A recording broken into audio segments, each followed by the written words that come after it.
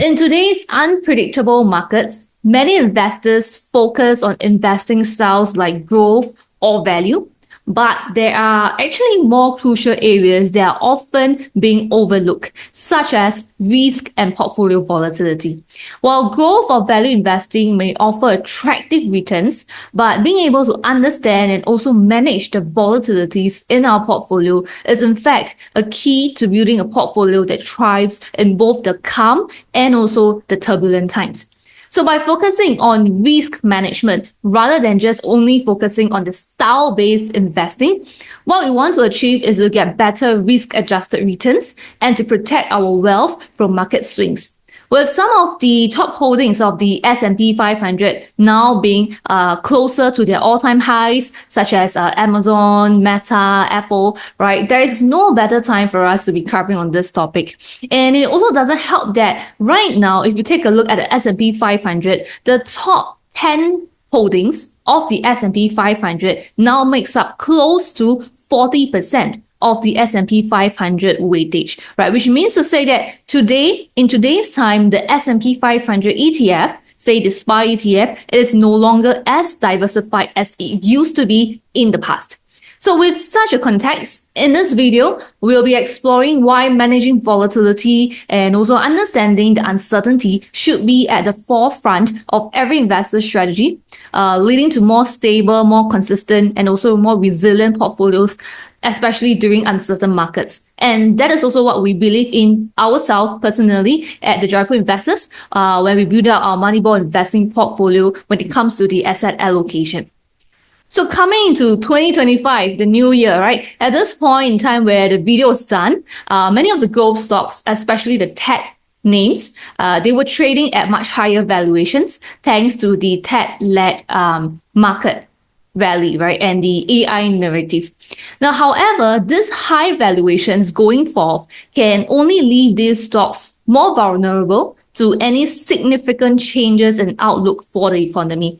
So for growth stocks, valuations are based heavily on their expectations of their future earnings, the future growth, right? And this future earnings or future growth for many of these companies can also sometimes be affected by the pace of the economic growth.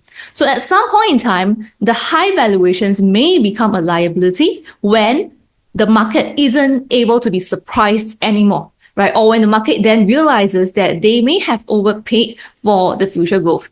So the possible narratives of rising rates, inflation, economic growth, possibility of recession, factors like this, they may be dominant factors that can lead to the growth stocks being slammed once again, right? But looking ahead, the macro environment appears to be that the Fed is likely going to cut the rates further, and the Trump administration is favoring a lower interest rate policy.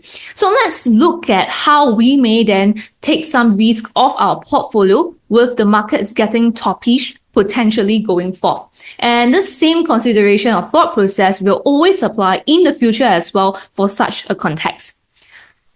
So to begin with, for a start, we can look at beta, right? The beta of stocks. So what is beta? Beta is how much a stock tends to move according to the market movements. So for example, if you're looking at more volatile stocks like Tesla, it currently has a beta of 2.3, right? As you can see on the screenshot at the left, while a more defensive stock like McDonald's has a lower beta of 0.73 currently. So investors can reference the beta values, the numbers, to help them minimize the risk in their portfolio. So low beta investment strategies, yes, they may miss out on some of the rewards when the market does well, but they also minimize the risk of very big downside losses when the inevitable happens in general, right? And some areas of the market with the highest beta right now are no doubt trading at some of the higher valuations for now for some of those stocks. So to reduce our risk, the risk that we take on, that investors may consider to trim the exposure on stocks with high beta that have a tendency to outperform the general market, the overall market during the good times, but it also have the tendency to have more or to be exposed to more downside risk during the bad times, right? When the market comes down. The higher volatility will put these high beta stocks at risk during steeper downturns. So for risk-averse investors, low beta stocks can offer a haven coupled with the fact that we can still have some of these low beta stocks being a bargain buy at this moment in time if we're looking at their stock prices. PE ratios outside of this top 10 stocks in the S&P 500, they are generally still slightly below the index. If you can see the graph in blue, that represents the remaining stocks, whereas the one in green represents the top 10 holdings of the S&P 500, and the graph in gray represents the overall S&P 500. So the PE ratios of the remaining stocks actually is still currently slightly below the overall index. So which tells us that perhaps that could present a better margin of safety or potential upside for now. Now, high beta investments have had a very extraordinary run in 2024, and sector rotation may come in 2025 for low beta stocks as well.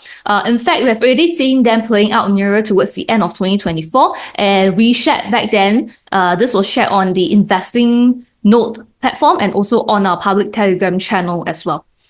So the current situation is a total reverse, in fact, with what we have seen in the past couple of years. Back in 2022, if some of you could still recall, where that was when the high beta tech stocks were very severely beaten down.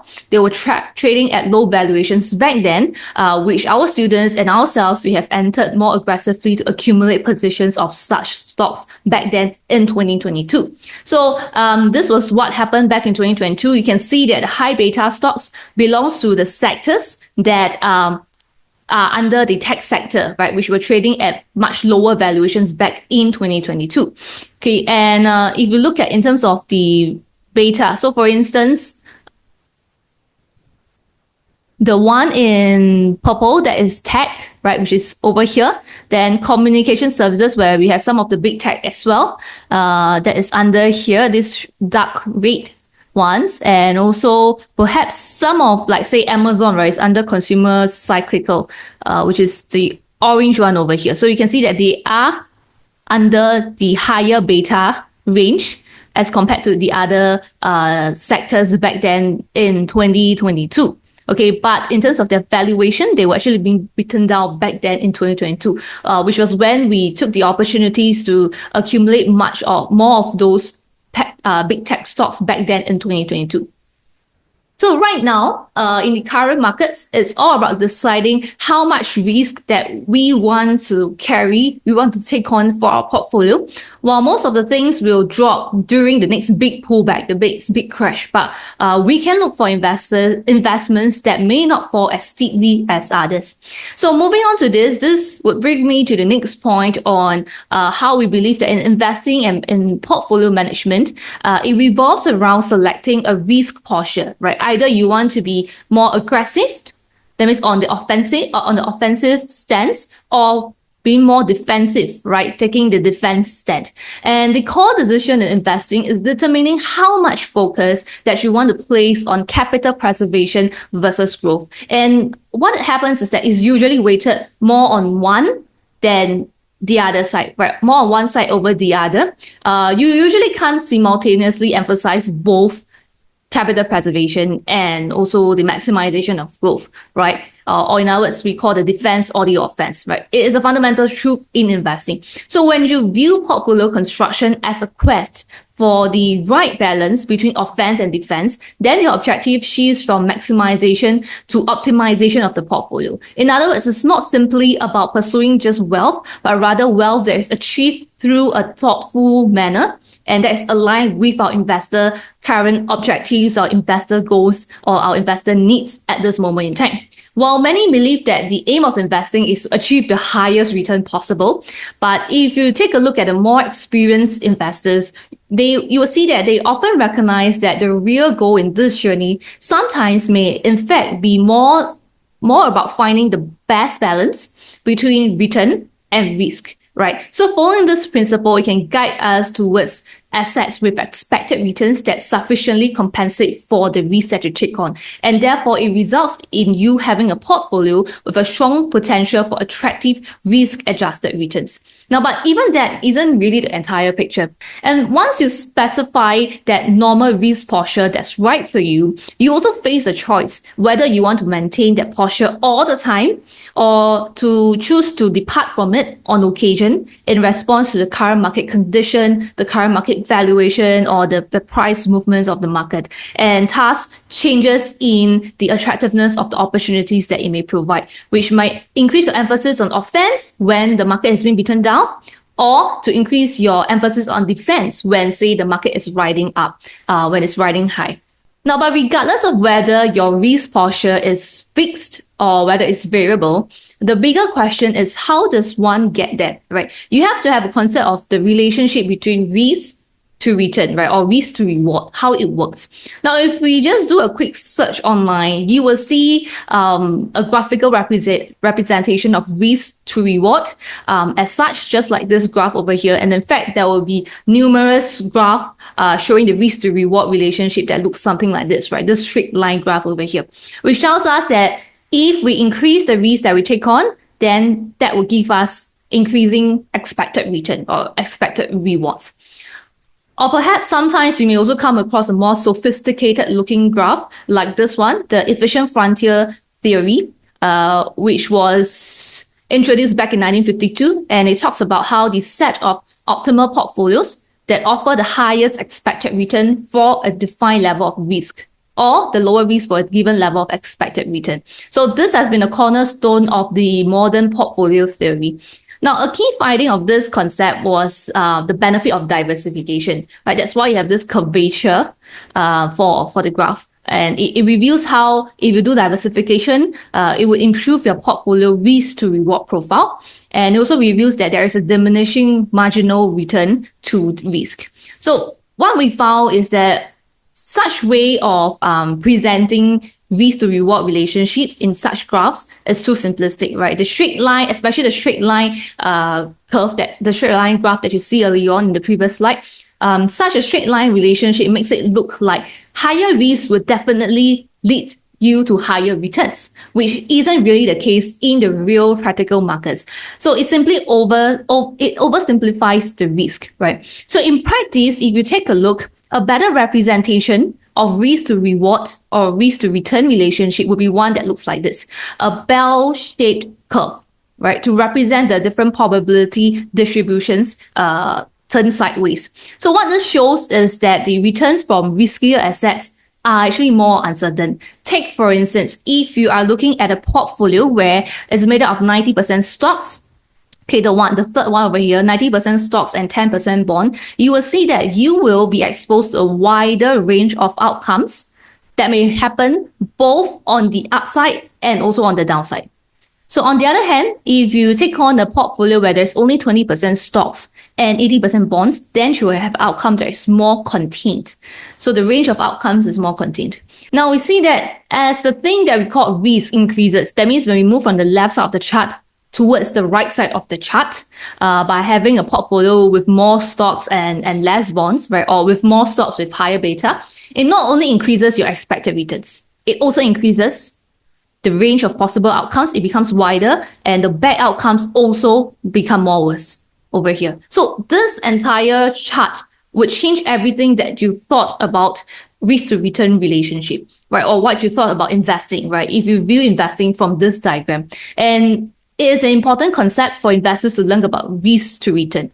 So someone who believes in more risk, more return, as portrayed in the first diagram over here, more risk, more return, you should logically then be adopting a high risk posture so that you can get a higher returns. But the thing is, if you understand this is how the real financial markets look like, if you understand the real implications of taking on increased risk, then it could be sensible that we might want to opt for something that is more moderate, right? Not to go for the highest risk, just to get the higher return. So to sum up, the problem that a lot of investors face often is that they only focus on the returns narrative. And investors usually understand returns. That's something that we all know about. In fact, if you look at financial media, articles, videos online, a lot of that focuses on returns only as well. So let me just show you very quickly some example. For instance, we just had December, right? And in December, we often see diagrams like this that will paint a very overall rosy picture, like the Santa Claus rally phenomenon in December, which tells us that usually December is a good month for the stock market. So it's better that we hold on to our stocks all the way to the end of the year to ride the rally. Now, but in fact, if you take a look at the most recent December that just passed, the December 2024, this actually didn't quite work out, where it wasn't in fact a good month. We didn't see the Santa Claus rally phenomenon in December. Or that sometimes you may see a chart like this, which shows you the S&P 500 yearly returns, telling you that making positive returns on a yearly basis, it happens more often than not. And usually average is about 10 to 20%, right? It's where it's more of a norm. So this worked out fine over the long term. But in the short term, there is actually a lot of details that is being missed out. If we refer to the next diagram over here, we can see that while the annualized return for a 10-year rolling period for the S&P 500 for the past decade was somewhere about 13%, but there's actually a very wide spectrum of other possibilities that happen as well. In fact, a lot of times it depends on where we start measuring, right? The rolling 10-year period. If we had a low base to start off with, especially after a huge market crash, then likely you're going to expect a better results, right? More on the higher end return spectrum. While we are not here to imply that we agree with what Goldman Sachs says in this case, where they forecast the next decade is going to be somewhere between -1% to 7% return. While we are not here to imply that we agree with this statement, but what we want to show you is that we might want to prepare our portfolio so that it will be able to thrive even if such conditions happened in the future. So therefore, risk is a concept that is more difficult for most investors to understand, and risk involves communicating not just that many outcomes are possible, but also how likely they are. And hence, it's important for us to carefully evaluate the risk to reward balance for long-term investing success. The fear of missing out by continuing to chase after returns can be a killer for retail investors who are looking to make outsized returns over the long term. And the situation that we are looking at right now with a higher forward PE for the overall US stock market often precedes market weakness historically, right? If you take a look at this chart over here. Now, but the impact can sometimes or oftentimes be more obvious only over a longer period of time. Take, for example, if you look at this chart over here, this shows us the 1 year return, right, of the S&P 500 price performance after the forward PE numbers have shown. So what it tells us is that you can see that over here, the dispersion of the returns is very high. It's highly varied, regardless of the market valuation, whether you are looking at a lower valuation, lower forward PE, or whether you're looking at a higher forward PE, the returns of the S&P 500 is very dispersed. So the correlation is as low as -0.11. In other words, it means is that it's not very correlated. So it's not indicative or it's not definitive of what is going to happen to the market returns of the S&P 500 subsequently in a 1 year period time frame based on just the forward PE. What this also means is that in the short term, when you make a good decision in the markets, it may not necessarily translate to good results immediately. Or if you make a bad decision, it can still continue to translate to good results for you in the short term. However, in the next chart, we can see what happens to the dispersion of returns after a 5-year period when there is higher than usual forward PE. Now, while it's less obvious what might happen to the returns in the 1 year period following a high forward PE, it becomes much clearer for this 5-year period chart over here for the subsequent 5-year annualized return. You can see that the 5-year returns are much more dismal as the forward PE ratio increases with a stronger negative correlation as compared to the 1 year subsequent returns period. Now, this is of course not a call to say that we should be staying out of the markets completely because of the higher valuations in general, but rather to be thoughtful of the selection of the individual stock purchases at this juncture and to manage the position size of each stock. In fact, we do not just use valuations like forward PE per se as a market timing tool, but it serves more of as a broad indication of where things are standing at this moment in time in general. So for when do we decide when to buy, when to sell our stocks, our personal preference lies in still using the technical charts of the individual stocks to look out for better risk-adjusted returns.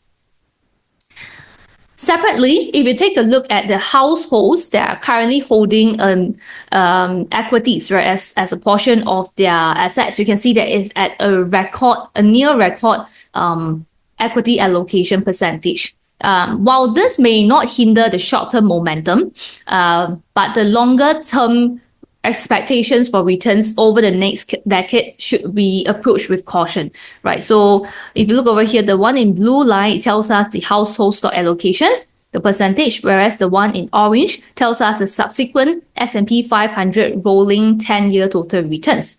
So when the household stock allocation goes up higher, the market tends to come down, right? The returns tends to come down. So there is this correlation. So how this works is much like market valuations, right? For the investor sentiments, they serve more as like a contrarian indicator that warrants attention, but it should not be relied upon in isolation for precise market timing, right? Sentiments indicator, they can highlight the conditions right now where the markets may be overextended or not, but they don't provide a clear signal on when the shift might occur. Now, what this heightened sentiment does suggest, however, is that the market could possibly face greater downside risk if a negative catalyst were to emerge in the coming months. So together, these factors could then amplify the impact of any adverse developments that potentially comes out and could potentially lead to a sharper or a deeper pullback and increased volatilities in the market if there's such a negative catalyst that comes out in the coming months. So investors should be mindful of these dynamics and consider a more diversified approach to manage the risk in the current market environment.